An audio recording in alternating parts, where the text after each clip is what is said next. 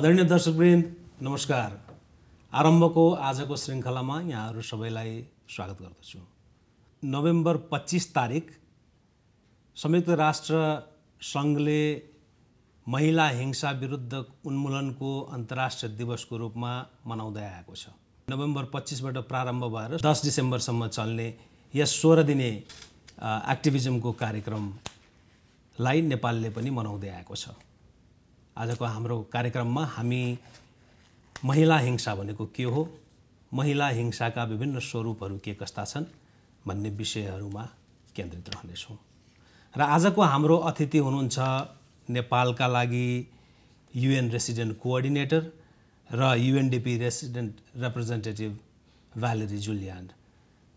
Valerie, welcome to the show. Thank you very much for having me.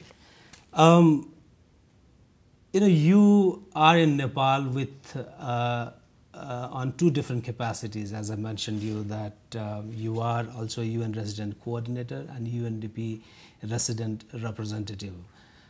How challenging it is to work on both these capacities? What do you think? Well, first of all, this is always the way it is. So it's not a situation that is specific to Nepal. In all the countries of the world, the resident coordinators are as well the resident representative of UNDP. And actually, if it was only two hats, that would be little. But we are also in charge of security of the entire UN personnel in the country. So we are the designated official of security. And we are as well the humanitarian coordinator whenever there is a crisis. So as you can see, we have several hats for one head. That's a challenge indeed, but that's also very interesting. You know, the role of a resident coordinator is really to put together the work of all the agencies and make sure that the UN works as one, you know, right. And that there is a complementarity in the different actions of the agencies. So to be as well in charge of one agency is actually a help in that sense, and especially UNDP as it is one of the biggest agencies. But this being said, the system is done in such a way that whereas I do represent UNDP indeed, and I've been accredited as such in Nepal, on a day-to-day basis there is a country director in UNDP who follows up on the day-to-day activity of UNDP, which means that I don't have to get involved in the day-to-day work of the agency, and I focus actually much more of my time, my energy, my attention on the work of coordination of the UN agencies altogether. Right. Valerie, before coming to Nepal, you have been into different other countries, say, for example, Guatemala, West and East Africa, in your capacity, in different capacities. Sure. It might be quite different working in different contexts. Is there any specific things about Nepal that fascinates you? You know what is interesting, because I initially started my international career in Eastern Europe. Then, as you mentioned, I went to Africa, then to Latin America, and now to Asia. So more or less kind of a tour of the world. Maybe I haven't worked yet in the Middle East. And I must say what is interesting actually is that whereas each region has its specificities and each country has its specificities, in our line of work, which is humanitarian response to crisis and development, you realize that the people of the world are really the same all over the world, because misery and poverty has the same face everywhere. When people cry, they cry exactly the same tears. You know, when people bleed, they bleed the same blood. And I would say, in that sense, what is interesting in the experience we have when we go around the world is actually to understand that logic of the world is only one big country, you know, and that's why the logic of solidarity and the global approach makes sense. Because I say, at the end of the day, a lot of the problems are the same. Let's say, if I look at Nepal and the problem it faces, I mean, many countries have similar problems. Now, what is particular to each country, it's more the idiosyncrasy of each country. The behavior of people. And in the case of Nepal, what really strikes me, and I've said it in other occasions as well, is that the Nepali people, as people, here I'm talking really about the people everywhere, they are very kind people. They're very kind people. I don't feel aggressivity in Nepal. I don't feel tension, I would say, vis-à-vis, for instance, even foreigners. It's a very nice atmosphere. And I've noticed it, for instance, as a single woman, right. You know. I feel completely at ease to walk, at any time of the day or the night in the street of Kathmandu.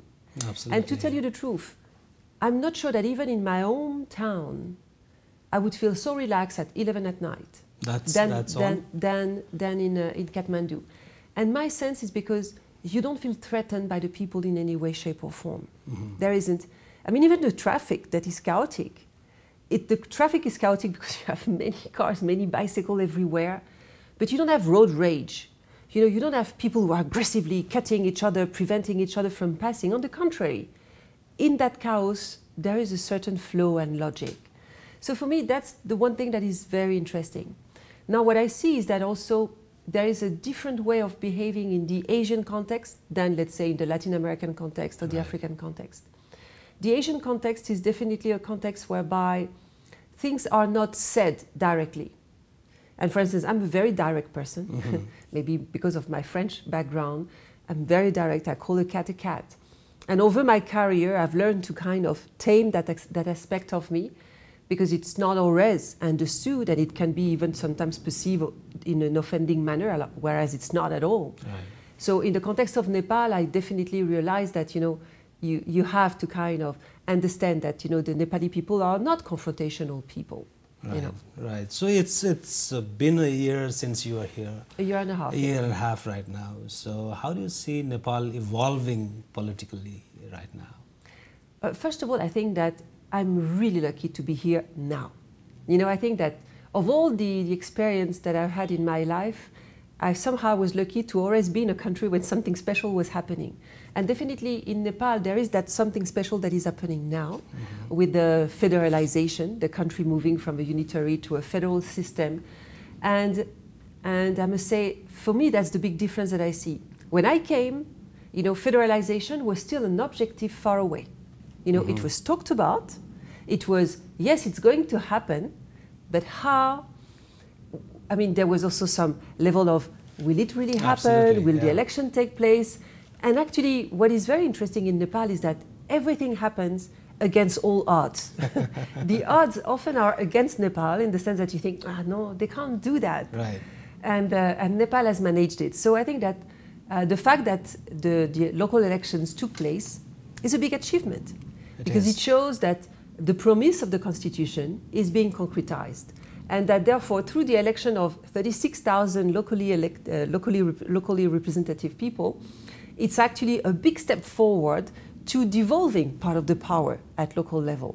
And that in itself is a big progress and a big change. And just now, Sunday, there was the first phase of the state and federal election. So I think that over this 18 months that I've been in Nepal, I've been this movement, like as if, you know, the future of Nepal was in March, was moving forward. Nothing can stop it. So maybe it doesn't move as fast as sometimes people would like, you know, but it definitely moves. It's like a machine that you know you won't be able to stop it. It has its own rhythm. It has its own rhythm, exactly. Right, absolutely. And for instance, as I said, the local election, as you remember, the decision, the date of the election was taken rather late, which shrank significatively the delay for the Electoral Commission to be able to organize the election. But against all odds, they managed. So I would say, in general, it's moving from that perspective, especially from the federalization of the country. I think it's moving on well. So of course, it's not over with the election. There is much more to be done. But I see a lot of progress. During my time as well, which is a short time in the country, I've seen also some progress with, for instance, the amendment of the Civil and Criminal Code, you know, that have become much tougher on issues of like Chaupadi, which the violence against women, which we are going to discuss, and all this. So this as well is a progress that I see happening in Nepal. A new bill was passed for the disaster risk management, which is also a progress. So different things have happened that where you see it's progressing. So it's true that the hopes are high. Let's say there's a lot of expectation from the people, and they are right. Because they have to aspire to a better country all the time and a better life. True. And as I say, maybe things never move as fast as we would like. We people, you know, and the same in my country. But at the end of the day, there are things that take their normal time, and faster it wouldn't be possible. So I would say that's maybe what's happening now. So by early 2018, we would be perhaps in a position wherein we would have different layers of government, local, province and federal. With that structures and institutions in place, do you think we are in a better place to achieve the sustainable development goals? Definitely, if everything is put in place properly, definitely. But there is one aspect of the development, the sustainable development goals, that is the concept of leaving no one behind. That is at the core of the sustainable development goals. Leaving no one behind really means leaving no one behind. And in Nepal, you had for so many, I would say decades and maybe centuries, exclusion and discrimination. And what the Constitution of Nepal is actually tackling is the issue of inclusion. You know, what the Constitution provides for, and this is the beauty of this Constitution, is that it has addressed that issue of exclusion, allowing for instance, representation of women and the Dalit at the different level of the government and so on and so forth. And this is really at the core of the SDGs. Right. And I think that because of that system, yes, I think that Nepal, once it will have its federal, provincial, and all the local governments working together, of course, Nepal will be in a much better place to achieve that, because already the mere fact that within the representation mechanisms of the government, you have a representation of women and other disadvantaged groups, in itself, it's the first step towards inclusion. Right. So, of course, more needs to be done, but yes, definitely Nepal will be better positioned. One of the goals, in fact, I guess it's fifth goal about from SDGs is in relation to gender equality. Where do you see Nepal placed in terms of realizing that? What is the situation of Nepal in terms of when we say that this is where we have reached in terms of realizing gender equality? When it comes to gender equality, Nepal still has a long way to go. But as I say, good steps have been taken. The ones on representations are essential. To have women among the governments at different levels, including in the House of Representatives, it is really an important step. But equality is not only in terms of representation. Equality, it's at all levels. It's at the level of employment, of access to health, to education, opportunities in life, enjoying the same rights, you know. So I would say on that issue, Nepal still has a long way to go. I mentioned that, for instance, the new criminal and civil codes actually have been much clearer and much tougher when it comes to sanctioning chowpatty, the practice that still exists in Nepal. But that's not enough. That's good to have the law, but now you have to make sure that it is being enforced. You have to make sure that sanction is taken when this practice is put in place. You have to make sure that you work with communities to change their mentality. You have to make sure that you educate the children, the generations to come, with a different way of thinking. So I would say this represents many challenges in Nepal. And the violence in general that women suffer in different ways, and we can discuss at length after that, show that Nepal still has a big challenge to achieve equality.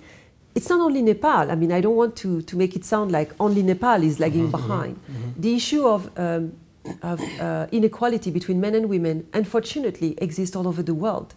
You know, and violence against women, like I would say the culmination of this, is actually prevalent all over the world. But in Nepal, you have a striking element in the culture, in the overall mindset of the people, of the society, that needs to be challenged. And this in itself is actually a tough nut to crack, because it's so hard to change mentalities. You know, it's ingrained in people, it's deeply rooted. So that's why it takes a work of both the government, with a legal framework, plus very, I would say, proactive measures, as well as the overall network of communities. That includes parents, that includes the schools, that includes the university, that includes the media. You know, so many things have to change in order to change the mentality and the mindset of people in a society, because so many things contribute to building that mindset. Religion, what you read in the press, the way, for instance, if the press doesn't portray women in the same light as men, you know, if the press is condescending, that creates a mindset for people, you know. In my country, for instance, we're talking about the language. It does not exist in English. I don't know in Nepali, but in English, when you say plural, whether he or she, the plural is neutral, you know. But in my language, for instance, even the plural, you know, has a gender. Right. And in French, in the plural, if you have 10 women and 1 man, the plural will always be with the masculine, you know, domination. So when you format the mind of children, telling them from their early age, talking about grammar and vocabulary, that masculine form will always dominate, you pre-format the children to think that male dominates. Right. So as I say, there are many, many things that need to be done. So that's why this goal number 5 is so important, but as well so challenging to achieve. But it's not impossible. This being said, it's not because we say challenging that we have to give up and say, oh, we can't do anything. No, we can. But it requires the effort of everybody. And in that sense, as I say, I really trust that media play a very important role as well to mold. Well, even I guess in the West as well, I mean, it took quite a long time to come out of this perception, right? Towards absolutely. Yeah. So if we compare our achievement, say, for the last 20, 30 years, Nepal, in terms of representation, seems to have come a long, long way right now, isn't it? Nepal has progressed. Yeah. And actually, Nepal has done some very exceptional thing. Like, for instance, Nepal has adopted a law on the 3rd gender. You know, that's, I think, the first country in the world to do so. That is fantastic. Nepal is really leading that movement to recognize that some people are neither men nor women. They are something else. And sure. Why should they be, you know, left in a limbo and not exist? They are human, you know, so they have to exist. So that's a fantastic progress that Nepal has done. So definitely there is some progress. But as I say, while we rejoice the progress, and I really want here to say strongly that we congratulate Nepal for that, at the same time, we should not lose sight, you know, about the challenges that are still ahead of us. Right. You know, and the issue of violence against women is really an issue that stems from the overall culture, where women are not prominent in the society of Nepal, you know. Right. I mean, look at the meetings of government officials, look at the media world, look at the academic world, look at all these men dominate, you know. And violence against women actually has several faces. If you take the first obvious one that we think of, it's domestic violence. And domestic violence is actually appalling because it's about power. It's about somebody thinking that he has the power over another person. So concretely speaking, a man thinking that he has power over his wife or partner. But it's also a very health issue because women are hurt, physically hurt. This represents actually a burden on the society. Right. And women are diminished and women lose their life. Actually, I brought with me some statistics that I don't want to lose the opportunity to give that to you. Because these statistics are actually, I would say, absolutely amazing. And in Nepal, you know that 3 men in 10 agree that a husband is justified in beating his wife for at least one of the following reasons. And listen to these reasons. If she burns the food, if she argues with him, if she goes outside without telling him, if she neglects the children, or if she refuses to have sex with him. That's absurd. Yeah. That's absurd. Yeah. Because you see, human rights, as was said by Hillary Clinton, are actually women's rights as well. Right. There is no right that men enjoy that women cannot enjoy. So, and on top of it, beating up has never been a solution to any problem. Whether you beat your wife, or you beat your children, or you beat your neighbor, or you beat the other country through a war. It has never been the solution. But still it is in the mentality. But the most preoccupying thing is that both women and men are most likely to agree that wife beating is justified if the wife neglects the children. And what about when men neglect their children? Should they be beaten up by their wife? You know? No, but I would say, you see how deeply ingrained it is in the society. And if women think like this, it's because since their early age, we've told them that this is the way it is. Then you have that statistics that says about child marriage. You know that Nepal is the third country in the Asia-Pacific region in terms of child marriage. And usually when girl-child are married at an age as early sometimes as 9 years old, they are not married with another 9-year-old. They are married to a grown-up man. And that in itself is horrendous. How any man in his right mind would like to marry a child. And unfortunately, this is happening in Nepal. Almost half of the marriages in Nepal are with girls below the age of 18. So now the law has said 20 is the legal age. But it is not respected. Child marriage means that you cut the infancy, the childhood of that person. You prevent that person from enjoying, from growing normally. You prevent that person even from going to school to be educated, to become a participating citizen in the country. And then you end up having that young person falling pregnant at an age when her whole body isn't finished. And a lot of these girls will die while giving birth because their body is not prepared to bear a child. Even if, yes, biologically they can become pregnant, this doesn't mean that the rest is okay. You know, so child marriage is one of the most concrete aspects of violence against women and girls, you know, in Nepal. Chowpadi, whom we mentioned. Why Chowpadi? You know, it's supposedly based on some religious belief. But haven't we evolved? Don't we know better now?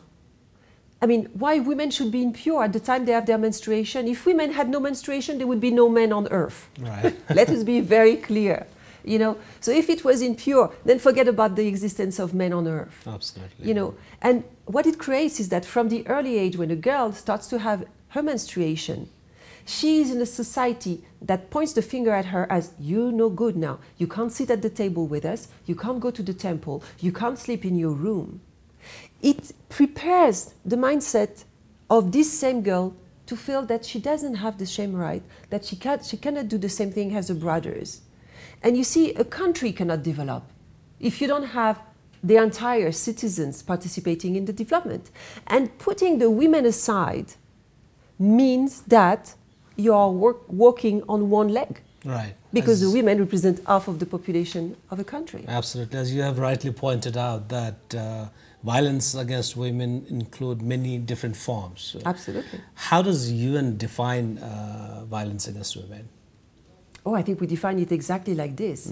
Like, first of all, we have to understand that women have the same rights as men. There is no but. Women have the same right as men. Period. There is no but in that sentence. It's exactly the same.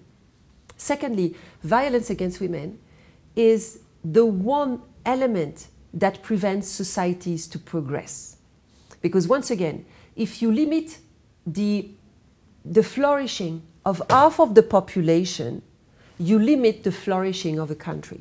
You know, interestingly enough, the countries in the world that have embraced equality as their main objective, these are the Scandinavian countries. Sweden, Norway, Denmark, Finland, Iceland. Okay, all these Nordic countries are very much advanced, much more advanced than any other countries in the world. They are as well the richest. They are as well the most developed. Because if you leave women have enjoyed the same rights and be an acting member of the society at all levels exactly as men, then the country can go on. So violence against women is not only a violation of human rights, because no one can define that I have the right to go and beat you up, or take your life as a sense of honor, or prevent you from doing something which is your actual right, but it also prevents countries from developing. So for instance, Nepal has high ambitions. You know, Nepal wants to become a middle-income country by 2030. You know, today Nepal qualifies among the least developed countries. And that's a very, I would say, legitimate objective for Nepal, and I really hope that Nepal can achieve it. But let me tell you something, Nepal will never achieve it if it doesn't tackle head-on the aspects of violence against women. That is to say, to make sure that girls aren't married at the age of 10, that women are not put in the cowshed to die with a snake bite or of cold during winter, that women are given the same access to school and to universities, that women are paid the same, that women have the same legal right to possess properties. I mean, the figures that I have here, I think, I've forgotten, but it's about only 20% of the properties in Nepal are in the name of women. Mm-hmm. How come? How come? It should be 50-50. If you have 50% of men and women, you should have about 50% of the properties in the name of women. You know? So, honestly, if Nepal doesn't address that, Nepal will not move because it will miss on the opportunity of a workforce, a thinking force, a contributing force. Right. That the women represent. Well, it's been a known fact for now that women are not the sole victims, right? But also include other categories of gender. When will the movement expand to include categories beyond women, do you think? But you know, the whole gender approach that the UN has is not only on women. Mm-hmm. The gender policy that we have as UN, and whatever we promote when we promote the gender approach, it's actually beyond women. But of course, a lot of focus is put on women because this is mostly the category that is the most discriminated against and the most persecuted and the most excluded. But you're right, the gender approach means equality. And this is what we try to achieve through the SDGs. You know, when we talk of leaving no one behind, right, it means exactly that, for instance, what predominates in Nepal, for instance, this ethnic discrimination and caste discrimination, which is very prevalent in Nepal, is another form of discrimination that also prevents Nepal from moving ahead. Mm-hmm. Because when you have large segments of the population that fall into ethnic groups or caste groups that are considered, as per certain tradition, as untouchable, not good, and so on and so forth, this as well will leaves Nepal behind. So for us, the gender approach is also for the LGBT, right, you know, for the lesbian, gays, bisexual, and transsexual. And that's why the progress that Nepal has done in recognizing the third gender is actually fantastic, but more needs to be done. Absolutely. Because in the reality of today, Nepal, despite this law, people of a third gender are still discriminated, you know, whether they go to a toilet where they don't feel that they are welcome, mm-hmm, you know, or whether they are in a hospital ward and they are not put necessarily in the ward where they feel at ease, and they are put in the ward that their sex, biological sex, say. You see, there is so much. So for us, definitely, the gender approach is not only, and actually, you know, in our advocacy to defend the rights of girls, we equally defend the rights of boys, right, you know, because boys are also abused, you know, in a different way. Like, for instance, the whole fight that we have, and Nepal has been actually making also progress on that, in child labor. Mm-hmm. You know, and child labor represents both, applies both to girls and boys, you know. So this as well. So for us, you know, definitely, the emphasis is put on women because actually this is maybe the most common, universal element that really knows no boundaries of race, religion, caste, ethnic group, age, social, you name it. Right. You know, but nevertheless, for us, it's an all-encompassing. And once again, going back to the human rights is exactly this: is the equality among all. It's not because you're Nepali and I'm French that Absolutely. We have different rights. Yeah. It's not because you're a man and I'm a woman that we have different rights, and so on and so forth. So for us, it's definitely leaving no one behind when we work towards development, mm-hmm, and ensuring that all people in a society, whoever they are and whatever life they choose to have the same rights. So this 16 days of activism, the slogan it has, leaving no one behind, that reflects what you're saying right now, right? You know, we have done that actually. The 25th of November has been declared the International Day for the Eradication of Violence Against Women. And on that day, we try to kind of sensitize, mm-hmm, wake up everybody. But as we've said all along, it's not only in one day that we can, it's not in one day that we can achieve it, and it's not only on that very day that we should pay attention to that. We should do that all the time, every day of every year, and all the time until we achieve, the eradication of violence. And the 16 days of activism, it's actually to show that, it's not only, okay, let's have an event on the 25th of November, and then that's finished, and then we'll do it next year.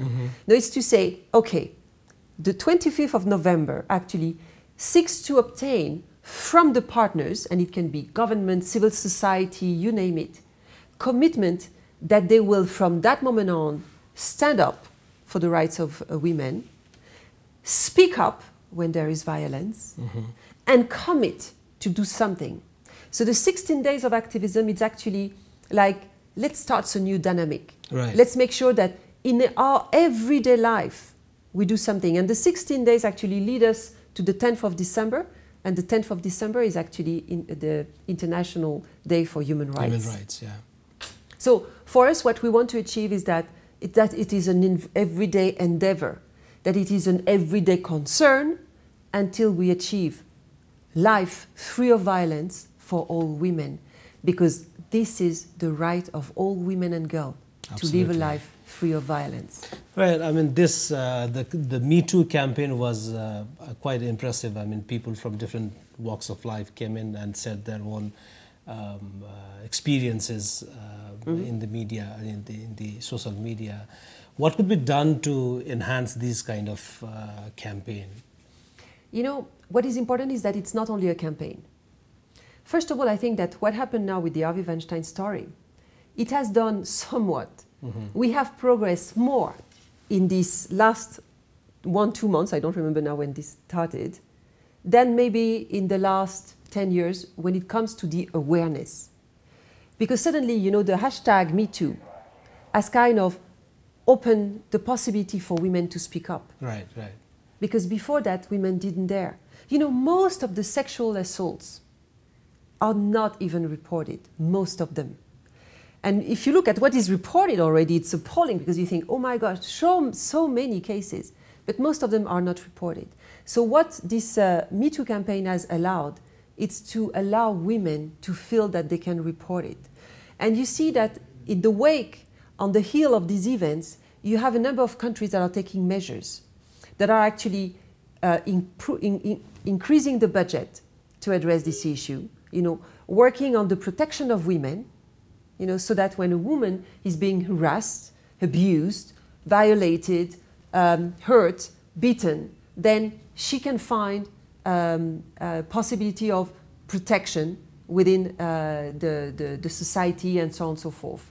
And that she is not belittled, she is not mocked, she is not, ignored. Right. And that in itself, is an important step forward. I would say that campaign also demonstrated that it is a phenomenon everywhere. But it's not talked in the same way everywhere because of cultural aspect and so on and so forth.